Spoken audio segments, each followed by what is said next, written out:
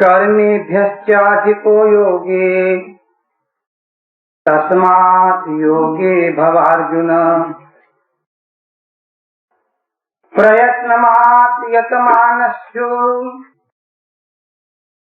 प्रयत्नात् यतमानस्तु योगे संशुद्ध किल्बिष। अनेक जन्म संसिद्ध ततो याति परां गतिम्। असंयतात्मना योगो दुष्प्राप्य इति मे मति। वश्यात्मना तु यतता शक्यो अवाप्तमुपायत। चंचलम हि मन कृष्ण प्रमाथि बलवद्दृढम्। तस्याहं निग्रहं मन्ये वायोरेव दुष्करम्। असंशयं महाबाहो मनो दुर्निग्रहं चलम्। अभ्यासेन तु कौन्तेय वैराग्येन च गृह्यते। महाभारत નો શાંતિ પર્વ છે। ભીષ્મ પિતામહ ધર્મરાજાને ધર્મવ્યાસ અને મહાત્મા કૌશિક વચ્ચે થયેલો સંવાદ સંભળાવી રહ્યા છે અને સંવાદમાં ધ્યાન ઉપાસનાની ચર્ચા महात्मा कौशिक ની પાસે महात्मा ધર્મવ્યાસે સંપૂર્ણ કરી તેની સમાપ્તિ કરી। ચર્ચાની સમાપ્તિ પછી महात्मा कौशिक ने ધર્મવ્યાસ પૂછે છે કે महात्मा શાસ્ત્રો વાંચીને નહીં, કોઈની પાસે સાંભળીને નહીં, પ્રગટપણે અમારા અનુભવમાં જે હતું એ અમારો અનુભવ શબ્દો દ્વારા તમારી પાસે અમે વ્યક્ત કર્યો। બહુ માર્મિક વાત કરી। અમે કોઈ વ્યાખ્યાતા નથી, કોઈ કથાકાર નથી, કોઈ પ્રવચનકાર નથી, કોઈ કુશળ વક્તા નથી। અમે તો અમારા જીવનમાં જે અનુભવ્યું અને અમારો અનુભવ પ્રગટ કરવાના માટે જે શબ્દો અમને જડ્યા એ શબ્દોમાં અમે અમારા અનુભવની અભિવ્યક્તિ। શબ્દો શોધવા નથી ગયા, શબ્દોની ચર્ચામાં નથી પડ્યા, શબ્દોની પૂછવાની અમને થઈ નથી। અનુભવ જયારે હોય છે ત્યારે એની અભિવ્યક્તિ બીજાઓની પાસે વાણી દ્વારા જ થાય। અમે અભિવ્યક્તિ કરી। આ કહેવાની પાછળ અમે જ્ઞાની છીએ એવો બતાવવાનો ભાવ નથી। અમે અમારા જીવનમાં કોઈ મહત્વની પ્રાપ્તિ કરી છે એવું અમારો બતાવવાનો ભાવ નથી।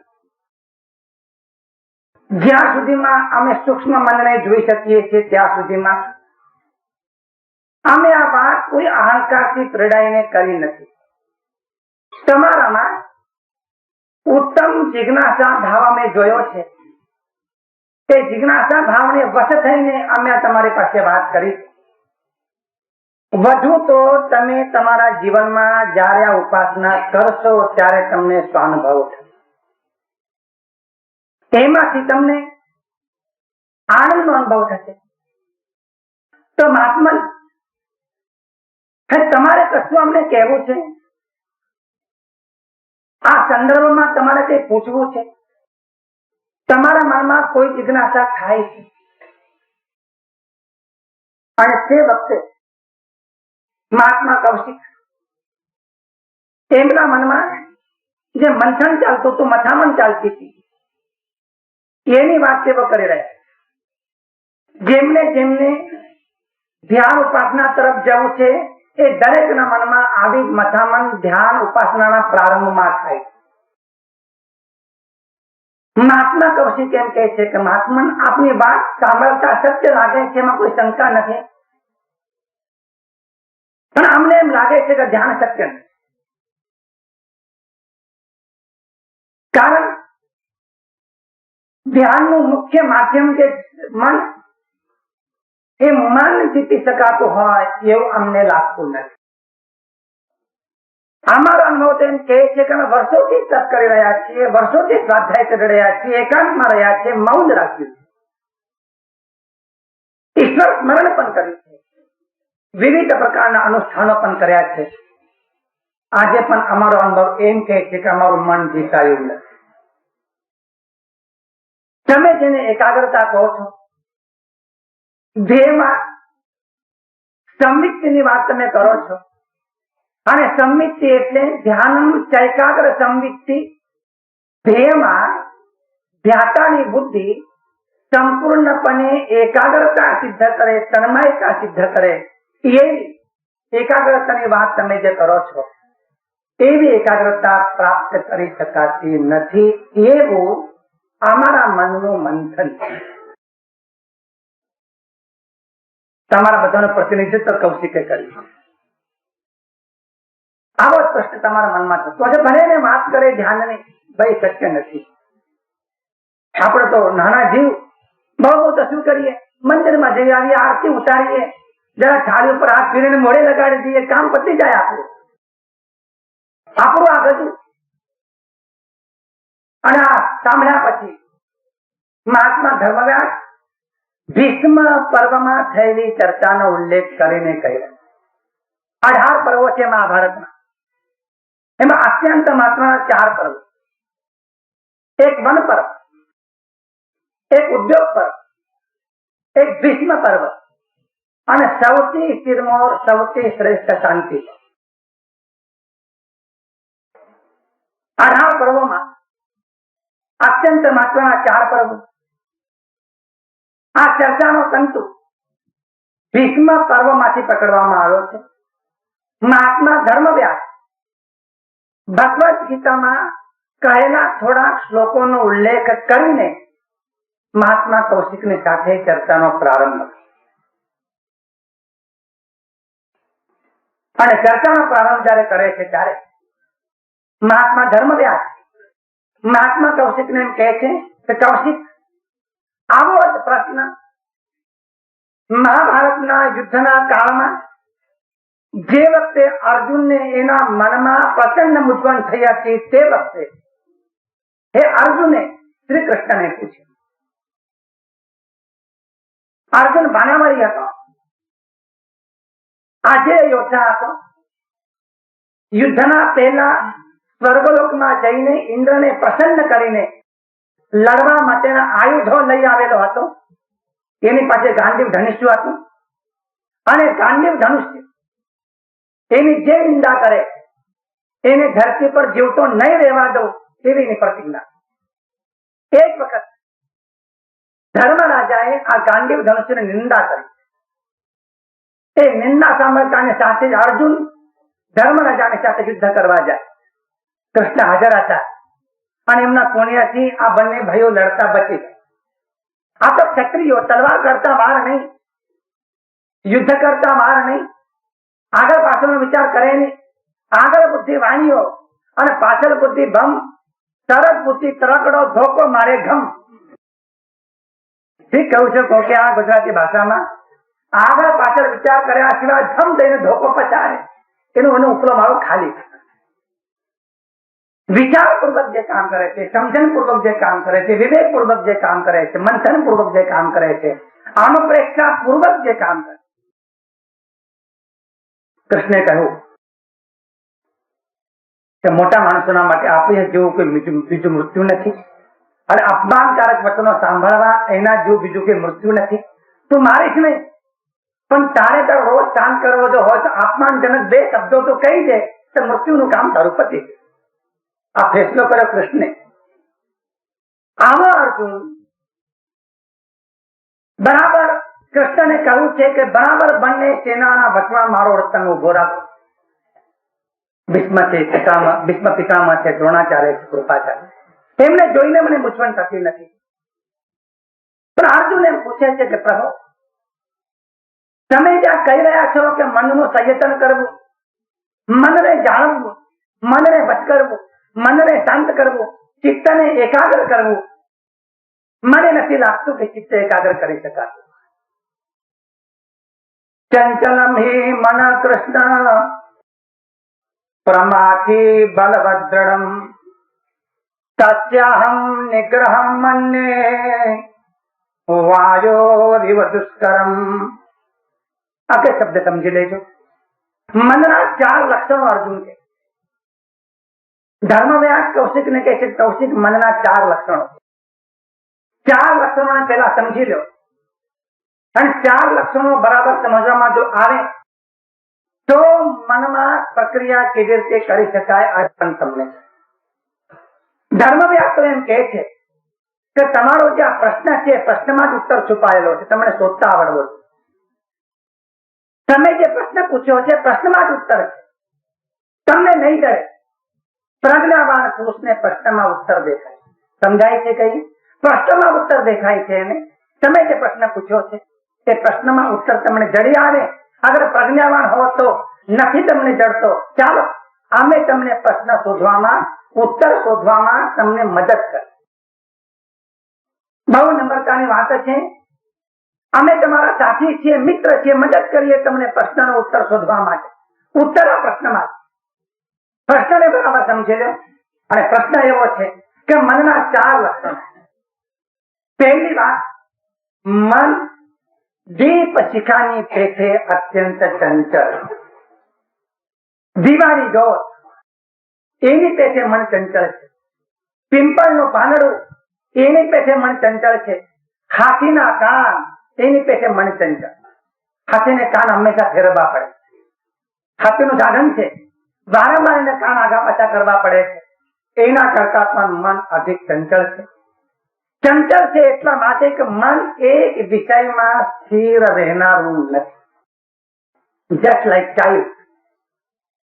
બાળકને એક રમકડું તમે આપો, થોડીક વાર રમે, પછી કે ના અમને બીજું લાવ, પછી કે ત્રીજું લાવ. જુદા જુદા રમકડા બાળકને જોઈએ છે. મન બાળક જેવું છે અને જુદા જુદા વિષયો. એકાદ વખત જમવા બેઠા હો અને ભીંડાનો સંભાર સારો થયો હોય અને તમે વાત કરો બહુ સરસ ભીંડાનું શાક થયું આજે, ખાધું તમે, બહુ સારું લાગ્યું. અને સામાન્યને એમ થયું કે ભીંડા બહુ ભાવ્યા, બીજે દિવસે ભીંડાનું શાક કરે તો તમે ખા, તને સારું લાગ્યું. ત્રીજે દિવસે તો ભીંડાનું શાક, તો માથે ભીંડો શું મારો છો કે બીજું કઈ છે કે નહીં દુનિયામાં? એટલો ભીંડો જ ભાવ્યો છે. એક દિવસ તમે કહેતા હતા ભીંડાનું શાક બહુ સારું, બીજે દિવસે તો મજા નહીં, અને ત્રીજે દિવસે તમારો સ્ટેટમેન્ટ માથે શું મારો છો ભીંડો, બીજો કે શોધી લાવો ને ત્યાં. મનનો સ્વભાવ આવો છે. ઘણી વખત બહેનોને મૂંઝવણ થઈ જાય છે. સાડી કેવી છે, કાઢે ને મૂકે, કાઢે ને મૂકે, કાઢે ને આ પહેરવી કે આ પહેરવી. હવે તને એટલું ખબર નથી કે આપણે લજ્જા જાળવી છે માટે કપડું પહેરવું, પણ ના ના ના મેચિંગ જોઈએ, ફેચિંગ જોઈએ, કેટલું બધું જોવું પડે એમાં. આટલી બધી માથા પડે અડધી કલાક એમાં જ જાય. અને અડધી કલાક સાડી પહેર્યા પછીમાં બજારમાં નીકળે અને એના કરતા ટોપ સાડી ટોપ બીજાને જોવે હૈયામાં બળતરા લઈને આવે, શું સાડીમાં બળ્યું છે કે છે, અરે પહેરી શું કરવા, બાળી નાખી હતી ને, પહેરી શું કરવા, શું બળ્યું છે એમ કે છે. એમ નથી કહેતી. ધન્યવાદ છે આ સાડીને કે પહેરવાનો તો કામમાં આવી, લજ્જા તો ઢાંકી, અમને રક્ષણ તો કર્યું. એમ સાડીને તમે જરા ધન્યવાદ તો આપો. શું બળ્યું છે આમાં કહે છે કે કોણ બોલાવે? બોલે મન નહીં ચંચળ. મન બહુ ચંચળ. એક વિષય મનને ગમતો નથી, અલગ અલગ વિષયો જોઈએ છે. મનુષ્યની જિંદગી પૂરી થતી જો હોય તો આમાં જ પૂરી થાય. રોજ નવા નવા વિષયો શોધ. જેમ પાર્લામેન્ટમાં દરેક ખાતાના પ્રધાનો માગણી કરતા હોય છે કે અમારું આટલું બજેટ, પણ વર્ષમાં એક વખત બજેટ સત્ર હોય છે ત્યારે આપણી પાર્લામેન્ટમાં આપણા ખાતાના 5 પ્રધાનો, 5 ઇન્દ્રિયો, સવારે બજેટ જુદું, બપોરે બજેટ જુદું અને સાંજનું બજેટ પણ જુદું. કઈ રીતે બજેટ પૂરું કરશો તમે? આ ઇન્દ્રિયો મન દ્વારા જુદી જુદી વસ્તુઓ માગે છે. મન ચંચળ, દીપ શિખાની પેઠે ચંચળ છે. એક વાત, આવું ચંચળ મને સ્થિર કેમ થઈ શકે?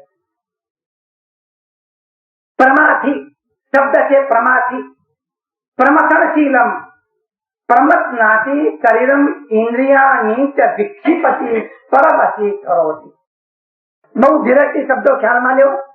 આ મન પ્રમાથી, ભગવાન શંકરાચાર્યજી કહે છે પ્રમાથી પ્રમથનશીલમ અને પ્રમથનશીલમ પ્રમથનાતિ એટલે જેમ દાળમાં વલોવણી નાખ્યા પછી જેમ વલોવણી ફેરવવામાં આવે દાળને જેમ ઝેરી નાખે, જેમ મથી નાખે છે, દહીંમાં વલવાના માટે વલોવણ મૂક્યા પછીમાં વલવાનું સાધન જેમ દહીંને મથી નાખે છે, જેમ ઝેરી નાખે છે, એ પ્રમાણે શરીરને અને ઇન્દ્રિયોને આ મન મથી નાખે છે, ઝેરી નાખે છે, વલોવી નાખે.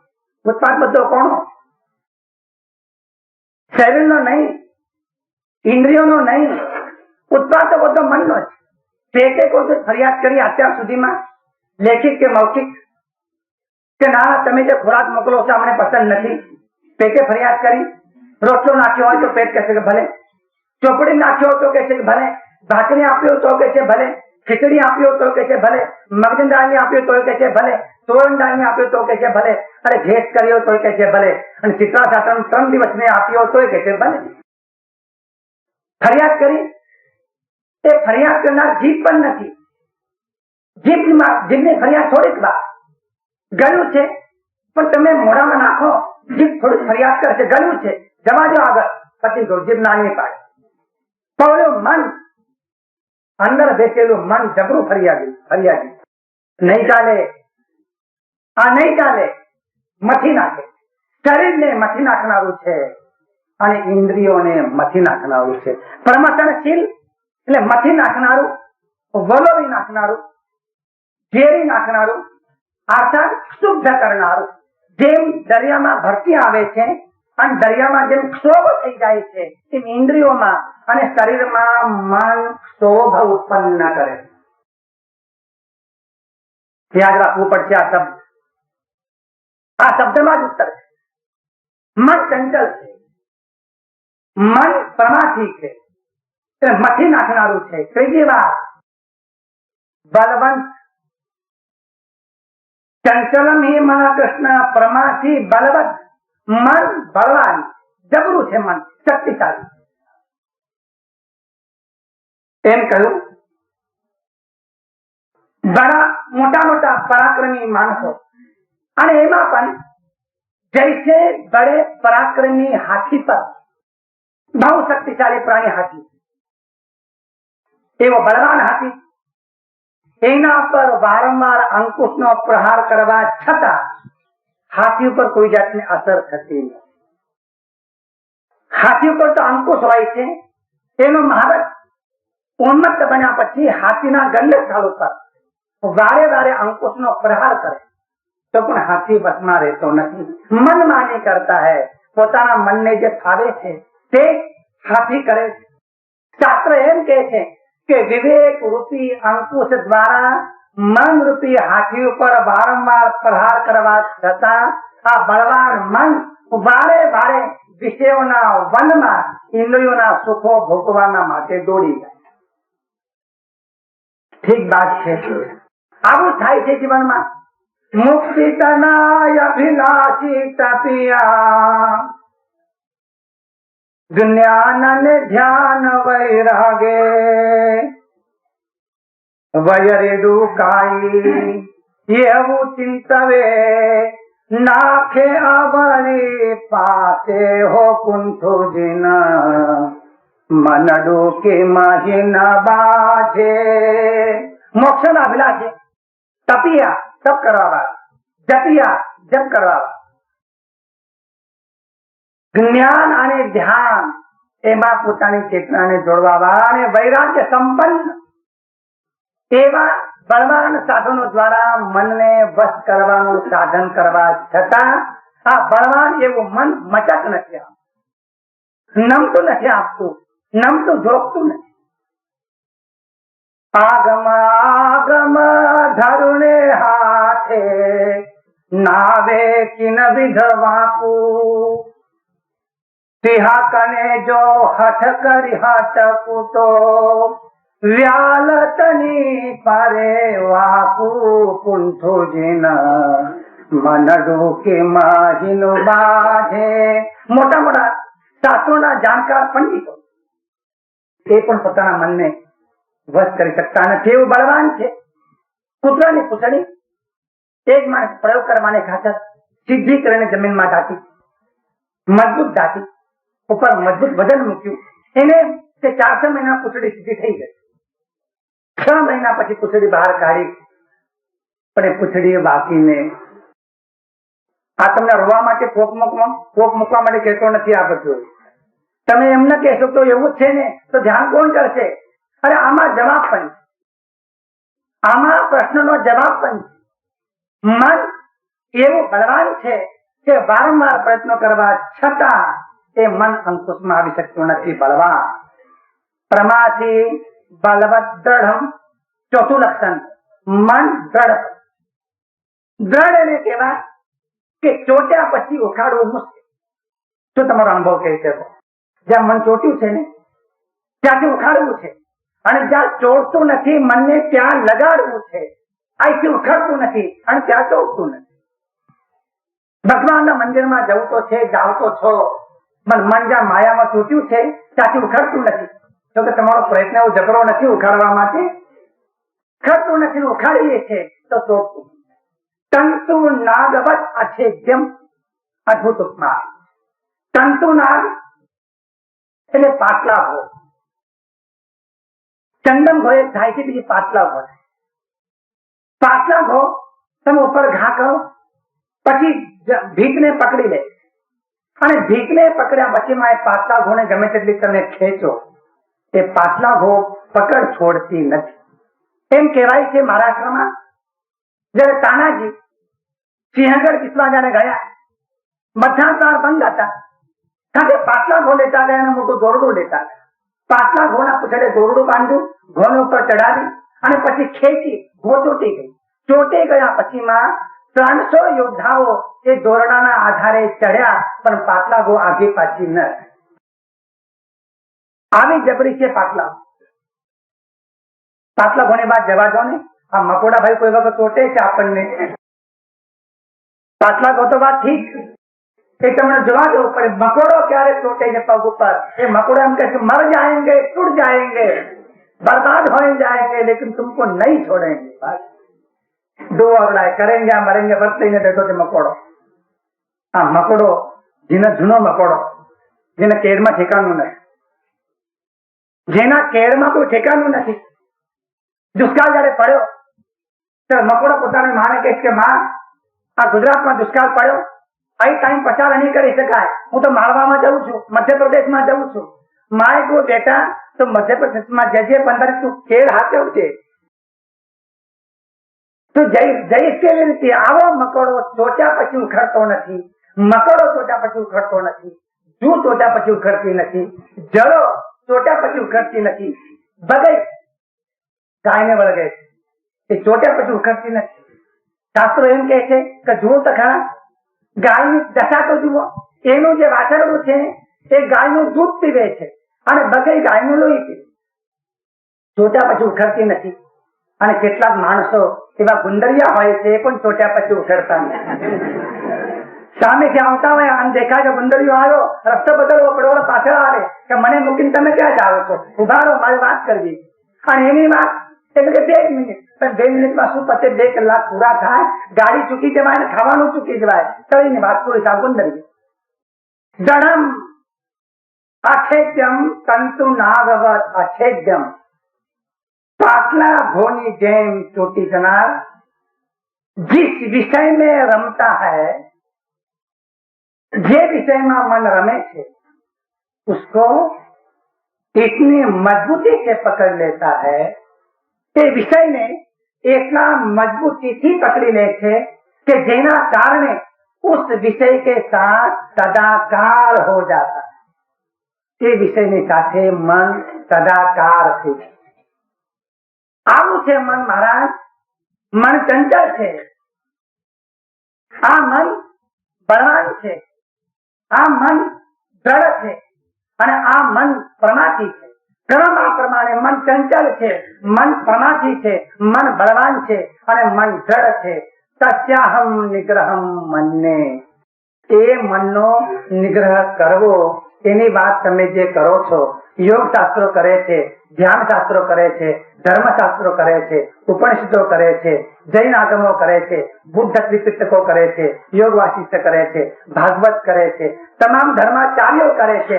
અહમ મનને હું તો એ માનું છું કે વાયો એ વધુ વાયુને બાંધવો સહેલો, વાયુને વશ કરવો સહેલો, વાયુને રોકવો સહેલો. બે વાતો છે. હા, જો પ્રાણાયામ કરવો સહેલો, પ્રાણાયામ કરીને પૂરક કરવો સહેલો, પૂરક કર્યા પછીમાં કુંભક કરવો પણ સહેલો. કુંભક એટલે અંદર શ્વાસને રોકી રાખવો. શ્વાસ લેવો એને કહેવાય છે પૂરક, અને શ્વાસ લીધા પછીમાં રોકી રાખવો એને કહેવાય છે કુંભક. બહુ મુશ્કેલ છે. 1 સેકન્ડ શ્વાસ રોકી શકાતો નથી, પણ કદાચ કુંભક કરી શકાય. 3 મિનિટ, 6 મિનિટ, 9 મિનિટ, 12 મિનિટ કુંભક કરી શકાય. વાયુને રોકવો દુષ્કર છે, પણ મને તેમ લાગે છે કે વાયુને રોકવો સહેલો છે, પણ મનનો નિરોધ કરવો ઘણો મુશ્કેલ. આટલી સરસ રીતે રજૂઆત તમે ન કરી શકો. મહાત્મા કૌશિકે જે રજૂઆત કરી તમારા મતે રજૂઆત. હા, જેવી વાત એની પૂરી થાય છે એટલે મહાત્મા ધર્મવ્યાસ પોતાની વાતનો પ્રારંભ, બહુ અદભુત પ્રારંભ, અદભુત પ્રારંભ. મનોવૈજ્ઞાનિક અભિગમ છે એમનો, સાયકોલોજીકલ એપ્રોચ છે એમનો અભિગમ સમજી લેવા જેવો છે. મહાત્મા ધર્મવ્યાસ કહે છે, કૌશિક અસંશયમ, તમારી વાત સંશય વગર, કોઈ શંકા કરવાની જરૂર નથી. તમે જે પોતે 100% સાચા. અસંશયમ મહાબાહો, કૃષ્ણ અર્જુનને કહે છે મહાબાહુ, એના હાથ લાંબા. એમ કહેવાય છે કે જેના હાથ ઘૂંટણના પણ નીચે જાય છે તે ધરતીનો રાજા છે. રસ્તામાં જતા જતા પ્રેક્ટિસ કરશો ને ઘરે જઈને જોજો. રસ્તામાં તમે હેન્ડતા પ્રેક્ટિસ કરશો, મારા હાથ ઘૂંટણને આડે તો નથી આડતા, અથડાઈ પડશો ક્યાંક. બારણું બંધ કરીને જોજો, અને હાથ લાંબા જો હોય તો આવતીકાલે ટેંડા બેચો કે આપણે રાજા થવાના છે. મહાબાહો, જેના બાહુ લાંબા છે, વિશાળ છે, એ અર્જુન અસંશયમ મહાબાહો. તારી વાત બિલકુલ સાચી છે અર્જુન. કૌશિક, તમારી વાત સાચી છે. સંશય કરવા જેવો નથી, સંદેહ કરવા જેવો નથી, શંકા કરવા જેવી નથી, આમાં ચર્ચા કરવા જેવી નથી, વાદ વિવાદ કરવા જેવો નથી. Perfect, you are perfect. બિલકુલ તમારી વાત સાચી. મનો દુર્નિગ્રહમ ચલમ, મનનો નિગ્રહ કરવો અત્યંત કઠિન વાત છે. તું શબ્દ સંસ્કૃત બહુ મહત્વનો. તું નો અર્થ થાય છે પરંતુ. ગુજરાતીમાં જેને પણ કહે છે પણ. તમે આ વાત તો કરી, પણ આ પણ શબ્દ આવ્યો સમજવું હતું કે વાત બીજી કરવાની વાત. સંસ્કૃતમાં શબ્દ છે તું. અસંશય મહાભાવ મનો દુર્નિગ્રહમ ચલમ, તું. પરંતુ આવું જે મન, એ મનને ગૃહ્યતે, વશ કરી શકાય છે, નિગ્રહ કરી શકાય છે, મનને કેળવી શકાય છે, મનને એકાગ્ર કરી શકાય છે. વાત તમારી સાચી, પણ નાસીપાસ થવાની જરૂર નથી. વાત તમારી સાચી, પણ નિરાશ થવાની જરૂર નથી. વાત તમારી સાચી, પણ તૂટ્યા વાળે લમને હાથ બેસીને મૂકીને બેસવાની જરૂર નથી. કામ કઠિન છે માં નાની, કામ મુશ્કેલ છે માં નાની, પણ અસાધ્ય નથી, સાધ્ય છે, થઈ શકે છે, મન વશ થઈ શકે. મન સાધ્યું તેને સઘળું રે સાધ્યું, એ કઈ વાત ખોટી. એમ કહે સાધ્યું તે નવી માનું, એ પણ વાત છે મોટી. ઓ કુંઠો જેના મન ડોકીમાં ચિન બાજે. વાત સાચી છે, પરંતુ એ મનને વશ કરી શકાય છે અને મનને એકાગ્ર બનાવી શકાય છે. શેના દ્વારા? અભ્યાસેન વૈરાગ્યેન. અભ્યાસ દ્વારા અને વૈરાગ્ય દ્વારા મનને એકાગ્ર કરી શકાય છે. એ સરગસ આવ્યો શહેરમાં. જે લોકો સરગસ જોવા ગયા એમને સરગસમાં એક કાર્યક્રમ જોઈને બહુ આશ્ચર્ય અનુભવ્યું. તો જે લોકો નતા જોવા ગયા એ પૂછતા હતા, અરે સરગસમાં તો ઘણી બધી બાબતો છે, ઘણી આઈટમો છે, પણ આશ્ચર્યકારક આઈટમ તમને કઈ નથી. એક માણસ એમ કહેતો હતો કે બધી વાતો આશ્ચર્યકારક છે, પણ એક વાતનું બહુ તમને આશ્ચર્ય લાગ્યું. એક આઈટમ બહુ આશ્ચર્યકારક છે. કઈ આઈટમ? 20 વર્ષની ઉંમરની બિલકુલ સુકોમળ શરીરની, આમ લાકડીના સોટી જેવી પતળી એવી સ્ત્રી આખા હાથીને બે હાથે ઉચકી લે. સમજો છો? આ 500 રૂપિયા વાત નથી. આખા હાથીને ઉચકી લે.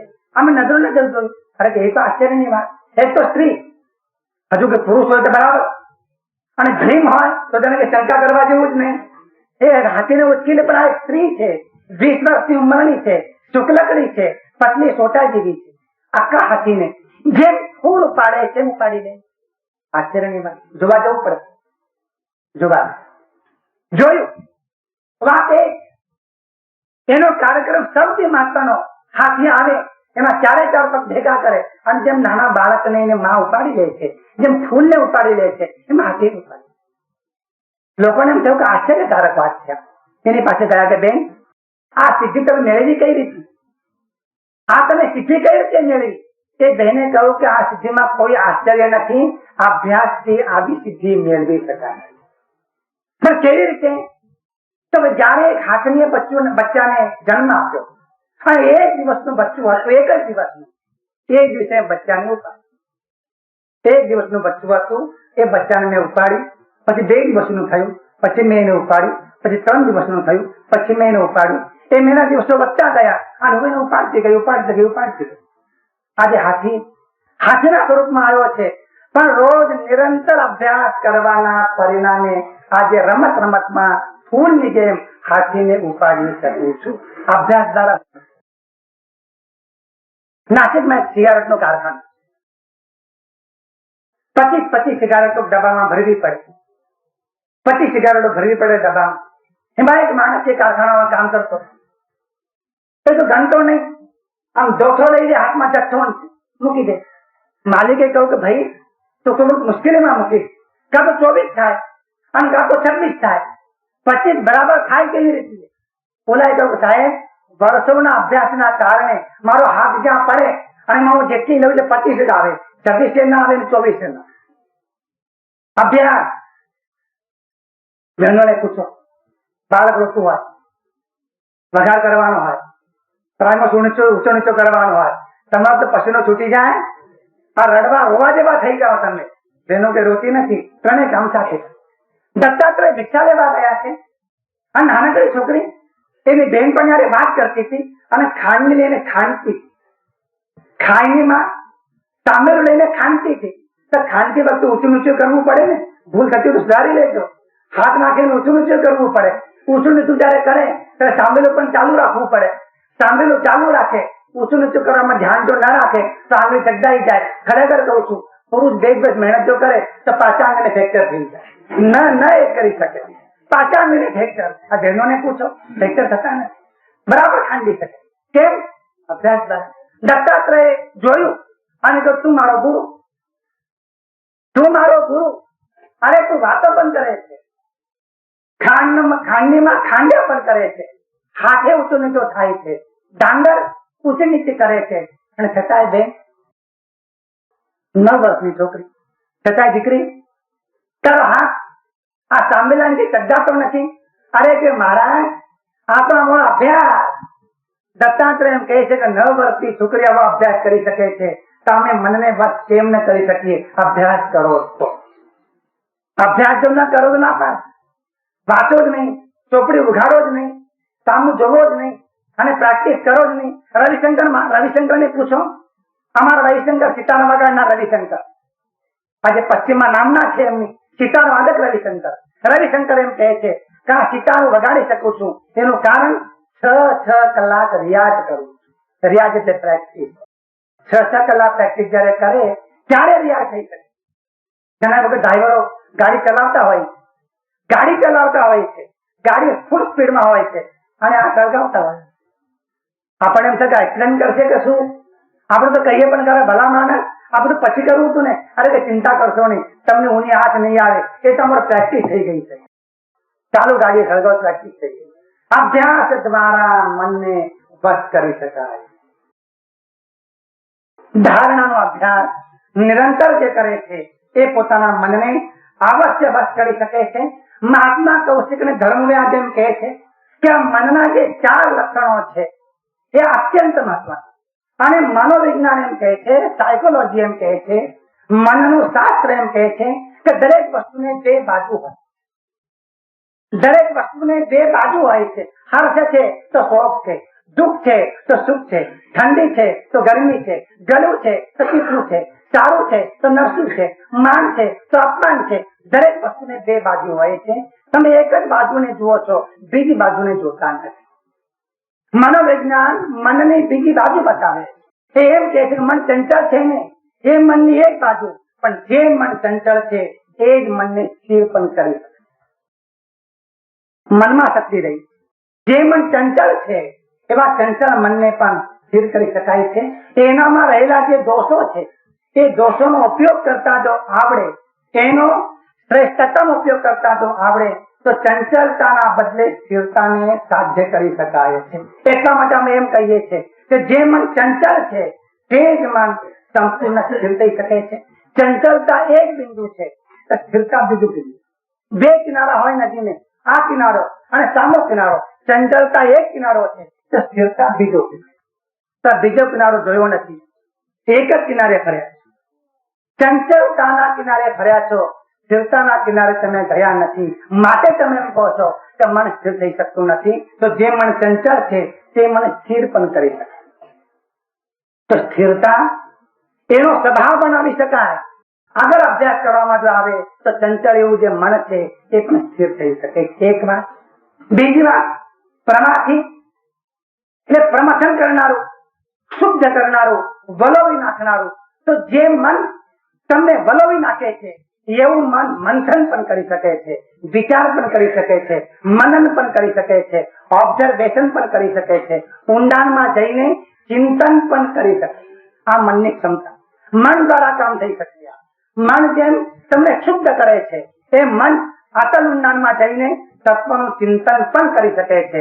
માટે એ મંથન શક્તિ મનમાંથી જગાડી શકાય. ત્રીજી વાત, મન બળવાન. અને બળવાનને જો વશ કરવામાં આવે તો બળવાન તમારા વશ થઈ ગયા પછીમાં એનું માથું પણ આપી દેવા તૈયાર છે. પણ બળવાનને વશ કરવાની કળા, એને પ્રેમથી વશ કરી શકાય, એને કેળવણી આપીને વશ કરી શકાય, એને સમજાવીને વશ કરી શકાય, એને પોતાનું બનાવીને વશ કરી શકાય.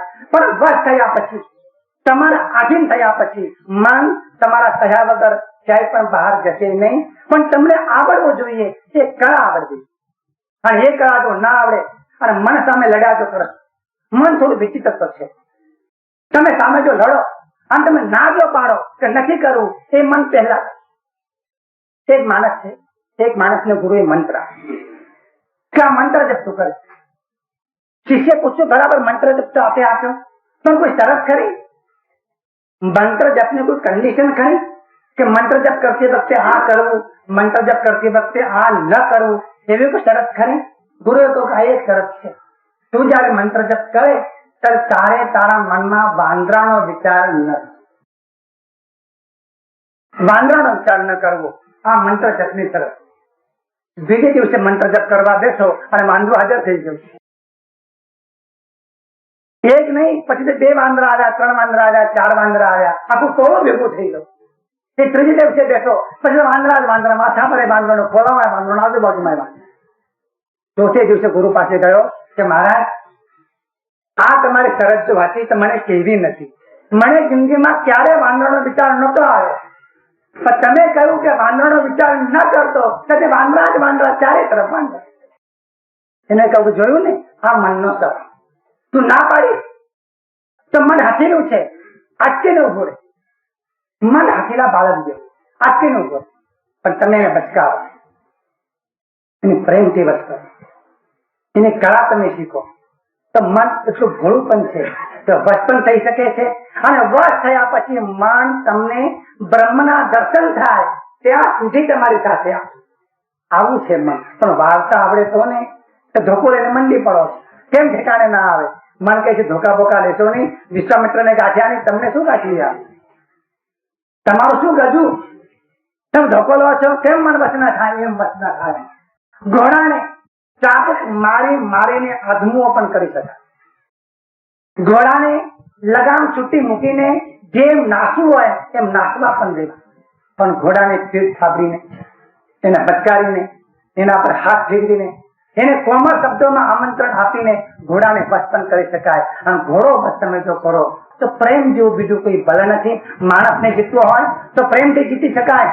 ફૂફાણા મારતા નાગને જીતવો હોય તો પ્રેમથી જીતી શકાય. મદનમત હાથીને જીતવો હોય તો પ્રેમથી જીતી શકાય. તોફાની ઘોડાને જીતવો હોય તો પ્રેમથી જીતી શકાય. અને મનને જીતવું હોય તો પણ પ્રેમથી જીતી. બળવાન તો છે પણ જીતી શકાય. અને જયારે મનને જીતી લો પછી મન તમારું, મનનો સ્વભાવ છે, એક વખત મન તમારે વશ થયું પછી મન પતિવ્રતા સ્ત્રી જેવું. બરાબર વ્યાખ્યાનમાં લેજો કે મન એક વખત વશ થઈ ગયું પછી મન પતિવ્રતા સ્ત્રી જેવું. તે તમારી આજ્ઞામાં જ રહેશે. વશ નથી થયું ત્યાંમાં તમને ચાકડે ચડાવશે માં નાની, અને તમને નહીં ગાશે. અને તમે આંખ જો ઊંચી કરો, નાના બાળકો હાથે ચડી જાય અને તમે એમ કહો કે નહીં ખાવા આપું, નહીં આપતા જાઓ, શું કરશો તમે? ઘણી વખત બાપ રિસાય છે અને છોકરાને એમ કહે છે જા મારી મિલકત તને ભાગ નહીં આપું, તો છોકરો જોઈએ છે પણ કોને રાખો તમારી પાસે? તમે તે બાપને સમજાવી શકે, માં સમજાવી શકે. એક છોકરો અમેરિકામાં હતો, આનો કોઈ લફડામાં ફસાઈ ગયો, કોઈ લફડામાં ફસાઈ ગયો. એ લફડું શું તમે સમજી લેશો. અને બાપ ગયો ત્યાં મોટો બિલ મારે ગામને કહ્યું તું તારા મનમાં સમજાય શું? મારી પાસે કરોડ રૂપિયા છે, એક તને રાતી પૈ નહીં આપું, જા તો મનમાં સમજાય શું? હું તારા બાપ છું, તું તમારું કહ્યું નહીં માને? એટલે કે બાપાજી તો એમાં રાતી પૈ નહીં આપો એટલું કે બીજું કઈ? અને તે મારા બાપ છું, નામથી પાડતો, પણ તમારા મારે સંબંધ ન રાખવો હોય તમે તમારા માર્ગે, હું મારા મારે જા, મારે તો જોઈતું નથી તમારા કરોડ રૂપિયા. તો યાદ રાખ, પાછું સામું તારે જોઈશ નહીં. હું પણ ક્યાં નવરો સામું જોવા માટે છું, ન જોશો, હું પણ નહીં જોઉં. ઘરે આવ્યો અને દીકરાના માને વાત કરી આવું કરી આવે. અરે આવું કરવા તમને મોકલ્યા હતા, તમે ટાઈપ કરી આવ્યા. હું જરા પ્રયત્ન કરું. અને પછી માં ગઈ, માં કશી વાત નથી કરતી. રહી બેટા મજામાં તો છે? એક દિવસ રહી, 2 દિવસ રહી, 3 દિવસ સાથે ખાય છે, પીવે છે, હરે છે, ફરે છે, વાતચીત કશી જ વાત નથી કરતી. બોલો આંખ લાલ કરીને ગયો અને આંખમાં સ્નેહ ભરીને ગઈ, બરડે હાથ કરી. 8 દિવસ થયા. થોડા છોકરાને એમ થયું કે મારી માં આટલા વાત્સલ્યથી ભરેલી છે, આટલા સ્નેહથી ભરેલી છે, અને મારું બચપન મને બરાબર યાદ આવે છે. હું માંડો હતો ત્યારે મને હાથમાં રાખીને મારી માં ફરતી હતી. મને નાનપણમાં મરડાનો રોગ થયેલો, એક કપડું કાઢો અને બીજું કપડું બગડે એવી મારી સ્થિતિ હતી. ઘણી વખત મારી માના કપડા બગડી જતા હતા. એવી માએ મને મોટો કર્યો. હવે મોટો થયો, ભણ્યો, અમેરિકા આવ્યો, લાખો રૂપિયા કમાતો થયો, એટલે મારી માને દુઃખ થાય એવું કરું?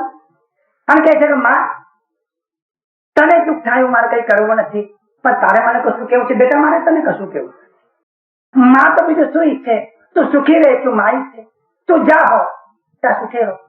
માનું હૃદય એ માત્ર બાળક સુખી થાય એવું ઈચ્છે છે. તું મોટો થાય તો મારો દીકરો છું, તું 60 વર્ષનો થાય અને હું 80 વર્ષની થયું તો પણ તું તમારો નાનો બાબો છું, નાનો દીકરો છું. બેટા તું જા હો ત્યાં સુખેથી રહે અને તને ઈશ્વર સુખશે. દીકરો કહે છે કે માને કે માં તારી ઈચ્છા વિરુદ્ધ હું લફડામાં નહીં પડું, તારી ઈચ્છા વિરુદ્ધ લફડામાં નહીં પડું. અગર સાંકેતિક ભાષામાં સમજી લેજો અને વિગત કઈ કરવાની જરૂર નથી. અને માં કહે છે કે બેટા એ હું તને કહેવા નથી આવી, પણ મારું દિલ બહુ રાજી થશે. અગર તું આવું કરીશ તો મારું દિલ બહુ રાજી થશે. અને તને એ લફડામાં જવું હોય તો મારી ના નથી, પણ મારા દિલની બહુ છે. મારા દિલને દુખાડવું તારા હાથમાં છે, મારા દિલને રાજી કરવું તારા હાથમાં છે. બેટા હું તને કશું નથી કહેતી. દીકરો માના ખોળામાં માથું મૂકીને ધુસકે રડે કે બા પપ્પા આવ્યા હતા કેટલું જોર કાઢતા હતા. બેટા એ તો ભાગ છે, એ તો ભાગ છે, અધિકાર છે એમનો, સત્તા છે એમના હાથમાં, મોટા મિલના માલિક છે. તું તો ઘંટી ઢળતી હતી, લોકોના વાસણ ઘસતી હતી, લોકોના કપડા ધોતી હતી, અને એવું કરીને મેં તને દીકરા મોટો કર્યો. અને હું નથી કહેતી કે મેં વાસણ ઘસ્યા છે, મેં લોકોના કપડા ધોયા છે, એવું નથી કહેતી હું આજે, પણ મારું દિલ દુભાશે તો આ કરીશ. તો માં કોઈ દિવસ નહીં કરું, પ્રાણ જાય તો પણ નહીં કરું, તું જેમ કઈ તેમ જ કરીશ. માનો વિજય થયો, બાપ હાર્યો. મનને વશ કરવું હોય તો મનના બાપ ન થશો, મનની માં બનજો. તમે તો બાપ થઈને મન પાસે જાઓ છો, કેમ મન વશ નહીં થાય? બરાબર બતાવી દઉં તને. 6 કલાક બેસે પદ્માસન વાળીને. અરે પદ્માસન કે એસી તેસી કોણ ગણે છે તમે? એ મણિયમ તમને કહી દેશે. મનને વશ કરવાના માટે આ ઉપાયો નથી. લાકડી હાથમાં ન લ્યો, લાગ્યો ધોકો હાથમાં ન લ્યો. મનને શાંતિપૂર્વક સમજાવો અને મનને સમજાવી લેશો. મન વળી સુખદેવનું વળ્યું, નરસિંહ મહેતાનું વળ્યું, તુકારામનું વળ્યું, ધડ પ્રહારીનું વળ્યું, અર્જુન માળીનું વળ્યું, જેસલ તોરલનું વળ્યું, ભારવટિયાનું વળ્યું, ડાકુનું વળ્યું, દુષ્ટ માણસોનું વળ્યું, આટલા અધમ કામ કરનારાઓનું વળ્યું, જેમના હાથ લોહીથી ખરડાયેલા હતા એમનું વળ્યું. અને તમારું મન નહીં વળે? તમે તો કેટલા ડાયા માણસો છો, કેટલા સારા છો, તમારું મન નહીં વળે? તમે ધડ પ્રહારી જેવા તો નથી ને, કે હાથ લોહીથી રંગાયેલા હોય એવા તો નથી ને, જેસલ તોરલ જેવા તો નથી ને, કે ભારવટું કર્યું હોય. મંદિરમાં જનારા, પૂજા પાઠ કરનારા, કપાળમાં ચાંદલો કરનારા, આવા તમે માણસો. અને મન વશ નહીં થાય, પણ પ્રેમથી મન વશ થઈ શકશે. તમે કરી શકો. મન વશ કરવાની એક કળા, એક કળા, અદભુત કળા. એવી કળાથી મન વશ કરી શકાય છે. અને મનને વશ કરવાના માટે એક કળા, એને કહેવાય છે ધ્યાન, એને કહેવાય છે ધારણા. ધારણાની કળાથી મન વશ થઈ શકે છે. ચોથી વાત છે મન દ્રઢ. મન દ્રઢ છે. દ્રઢ છે એટલે ધ્વજ એવું છે. તો ધ્વજ એવું છે, ધ્વજ એવું છે. એવું હોવાના કારણે એક વખત જો ધ્યેયને પકડી લે, સમજી લેજો વાતને, વિષયને પકડશે તો મન વિષયને નહીં છોડે. પણ એક વખત જો વિષયને છોડી દેશે અને મન પરમાત્મા રૂપી ધ્યેયને જો પકડી લેશે તો મન પરમાત્મામાં સદાકાળ થઈ શકશે. એવો મનનો સ્વભાવ છે. કૌશિક મન ચંચલ છે, સ્થિર થઈ શકે છે. મન પ્રમાથી છે, એ મંથન કરી શકે છે. મન બળવાન છે, પ્રેમથી વશ થઈ શકે છે. મન દ્રઢ છે, તો દ્રઢ એવું મન ધ્યેયમાં સદાકાર પણ થઈ શકે છે અને નિર્વિકલ્પ પણ થઈ શકે છે. પણ ક્યારે અભ્યાસ કરવામાં આવે તો. અસંશયમ મહાબાહો, આને કહેવાય છે અભ્યાસ. તત્ર સ્થિતૌ યત્નો અભ્યાસ, એમાં સ્થિર રહીને દીર્ઘકાળ નિરંતર અને જેટલી પોતાની શક્તિ છે તે તમામ શક્તિ વાપરીને અને બહુમાન પૂર્વક જે માણસ ધારણાની સાધના કરે છે એવો માણસ પોતાના મનને વશ કરી શકે. તો 2 સાધનો, અભ્યાસ અને વૈરાગ, એ બંને સાધન સમજી લો. चित्त नदी की धारा को हिंदी में चित्त नदी की धारा को ध्येय की ओर ले जाने वाला मार्ग है. चित्त नदी की धारा है, चित्त नदी धारा ने ध्येय तरफ लई जवानो जे निरंतर प्रयत्न એને કહેવાય છે અભ્યાસ. નદીનો તો વાળી શકાય, ચિત્તરૂપી જે નદી છે એને ધ્યેય તરફ વાળી શકાય. ધ્યેય તરફ ચિત્તરૂપી નદીને જે વાળવું એને કહેવાય છે અભ્યાસ. એવો અભ્યાસ કરવાના માટે વૈરાગ્ય જરૂરી છે. કેમ કે નદીનું વહેણ બીજી તરફ ન જાય એના માટે એને બંધ બાંધવામાં આવે. મોટા મોટા બંધ, ભાખરા નાંગલ, નર્મદા બંધ, સતલાસણાનો બંધ, દામોદરનો બંધ, તાપીનો બંધ, મોટા મોટા બંધ બાંધવામાં આવે. શેના માટે? નદીનું જે વહેણ છે એ બીજી કોઈ દિશા તરફ ન જાય.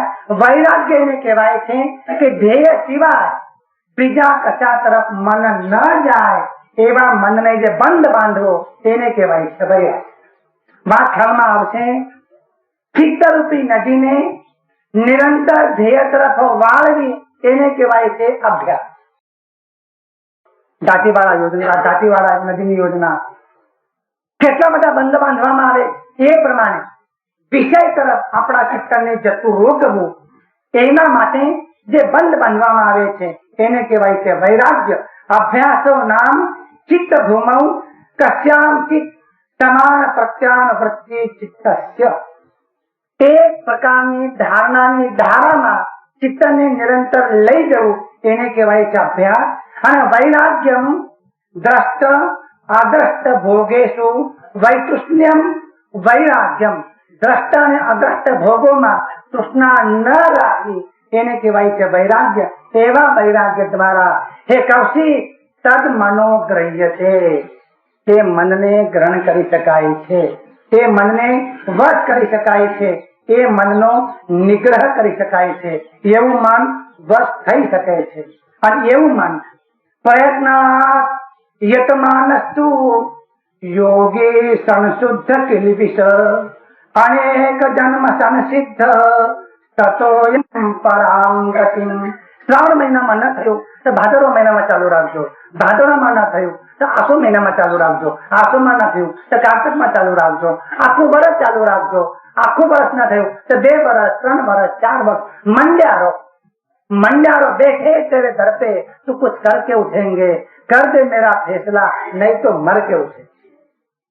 केम मन वश न थाय, केम मन शांत न थाय, केम मन एकाग्र न थाय.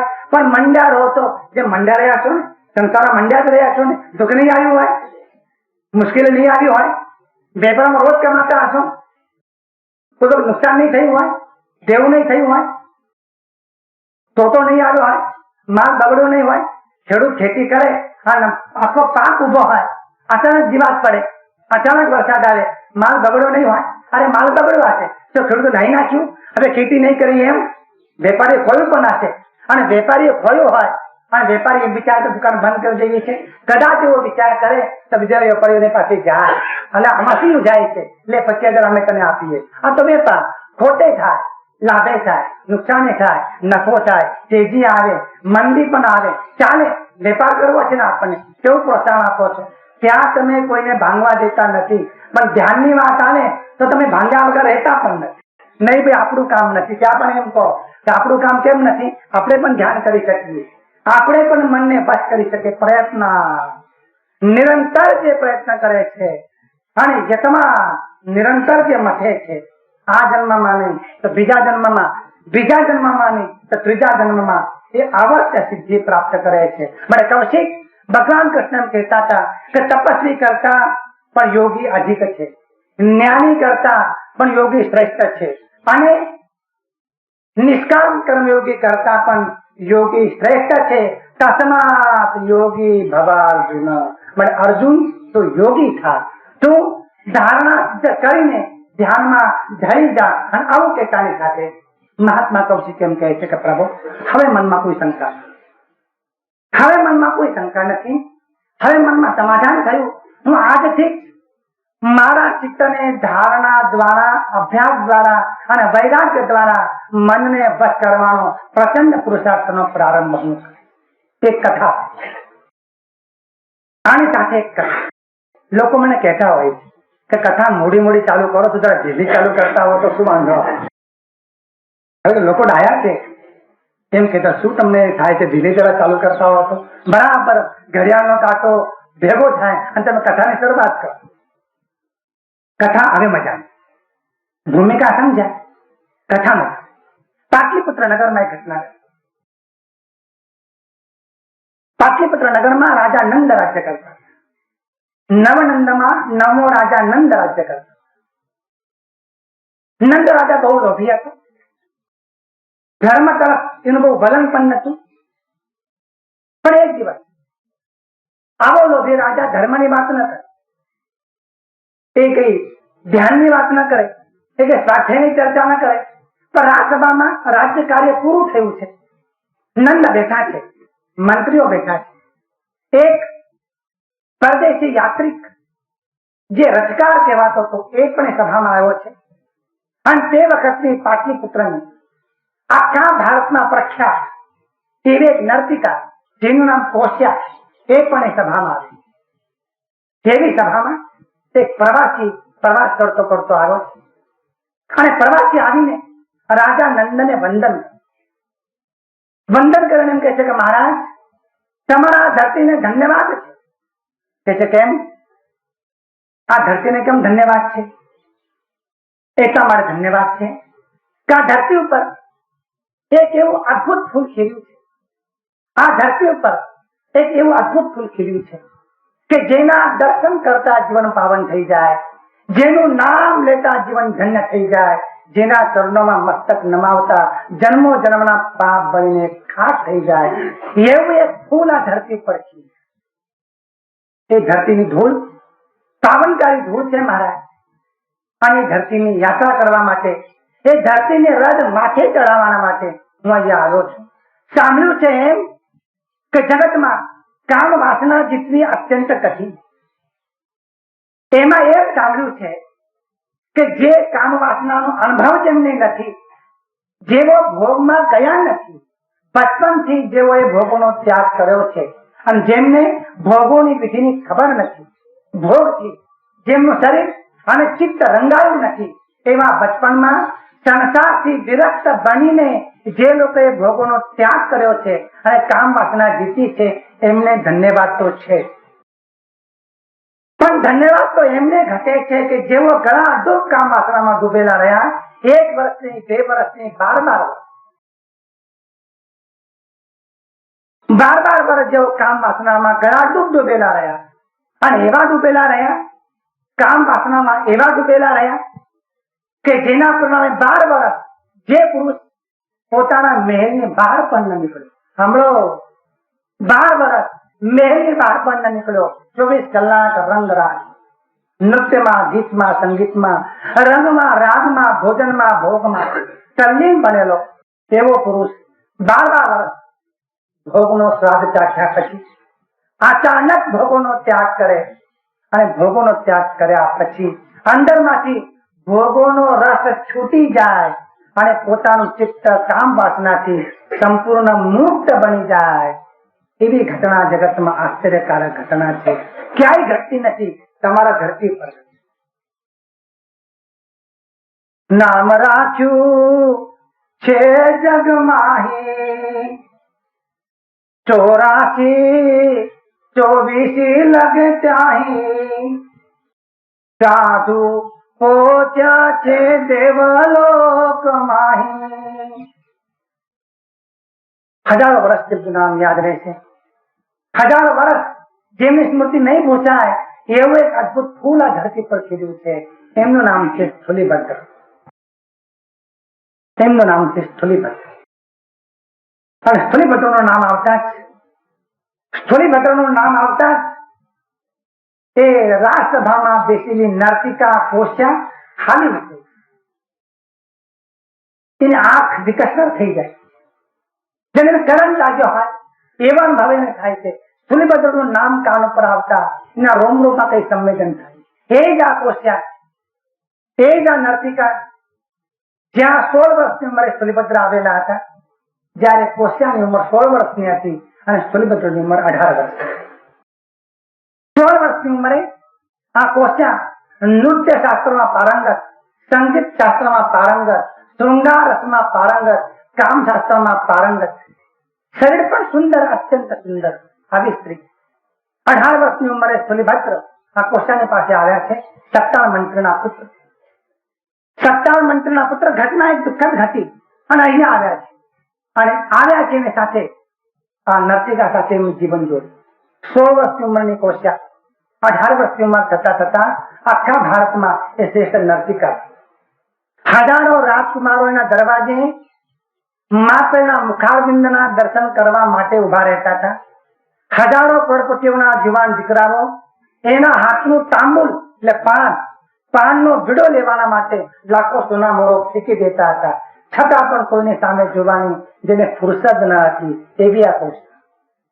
એવી એની ખુમારી, એવી એની મસ્તી, એવો એનો રસ, એવો એનો રંગ, એવું એનું યૌવન, એવું એનું સૌંદર્ય, એવું એનું નૃત્ય, એવું એનું સંગીત. એનો મહેલ બન્યો છે. એના મહેલમાં લાખો રૂપિયાની કિંમતના મોતી જડવામાં આવ્યા, હીરાને માણેક જડવામાં આવ્યા છે. રાત પડી હોય અને અમાવાસ્યાની કાજળ ઘેરે રાત્રિ હોય તે વખતે પણ જાણે સૂર્ય ઉગ્યો હોય એવો પ્રકાશ એના મહેલા તમારે રહેતો હતો. રાત દિવસ નૃત્ય અને સંગીત. દ્વાદશ જપ માપ માદલ વાજે, ઘેરી ભૂંગલ વેણા ગાજે. રાત દિવસ સરસના ભોજન પીરસાય છે સોનાના થાળમાં. દાસ દાસીઓ હાજર છે અને 57 મંત્રનો પુત્ર સ્થળીભદ્ર અને કોશ્યા એ જીવનમાં ભોગોમાં તરબોળ. મહારાજ હમણાં હું દર્શન કરીને આવું છું. એ સ્થળીભદ્રને મેં આજે પણ જોયા. 12 વર્ષ સ્થળીભદ્ર જ્યાં કોશ્યાને ત્યાં રહેલા એ સ્થળીભદ્ર આજે પણ જોયા. એમનું ચિત્ત પરબ્રહ્મમાં લીન છે. વૃક્ષ નીચે બેઠા છે, પથ્થરની શિલા પર બેઠા છે. શરીર તો એવું ને એવું જ, ચંદ્રનો સાગર તો એવો ને એવો જ, રૂપ અને યપન પણ એવું ને એવું જ. પણ મુખ પર શું પ્રસન્નતા છે, મુખ પર શું કુમારી છે, મુખ પર શું આનંદ છે, મુખ પર કેવું તેજ છે. અરે એવું લાગે છે કે ભોગમાં ચૂસાઈ ગયેલો પુરુષ આટલો બધો પ્રસન્ન, જીવનમાં ક્યાંય ચિંતા નહીં, જીવનમાં ક્યાંય ખેદ નહીં, જીવનમાં ક્યાંય મૂંઝવણ નહીં. આ ધરતી પર જાણે મોક્ષ નો સુખ અનુભવતા હોય એવો અનુભવ કરતા અમે એમને જોયા. એમને વંદન કરીને, એમના ચરણાર વિંદમાં વંદન કરીને મહારાજ જે ધરતી પર સ્થળીભદ્ર ફર્યા હતા તે ધરતી પર અમે એ રજ લેવા માટે, ધૂળી મસ્તક પર ચઢાવવાના માટે આવ્યા. નંદ રાજા કહે છે કે વાત તમારી સાચી હશે, પણ માનતા કે મન એકાગ્ર થઈ શકે. થયું? હાલો છો. અમે નથી માનતા મન એકાગ્ર થઈ શકે. અમે નથી માનતા કે ધ્યાનમાં જઈ શકાય. અને તે જ વખતે આવેલો પરદેશી મહેમાન જેનું નામ રથકાર ઉભો થાય છે કે મહારાજ બોલશો નહીં, મન એકાગ્ર થઈ શકે. અને એકાગ્રતા જેવું ચાલો મારી સાથે, એકાગ્રતા જોવી હોય તો ચાલો મારી સાથે. રાજા તૈયાર થયો, મંત્રીઓ તૈયાર થયા. સાધન શું જોઈએ? સાધન બીજું કઈ જોઈતું નથી. સાધન તો મારી પાસે છે, પણ પવન વેગે હસવો જોઈએ. પવન વેગે હસવો ખબર છે ને? પવનના વેગે દોડનારા ઘોડા જોઈએ. એ રથને જોડો, એ રથમાં હું બેસું અને તમારો કુશળમાં કુશળ સારથી એ પવન વેગી આંસુઓને ફૂલ સ્પીડમાં દોડે. રસ્તામાં જતા જતા આંબાનું ઝાડ આવે અને આંબાના ઝાડ ઉપર મોહરની લૂંબ વળગી હોય. સમજાય છે?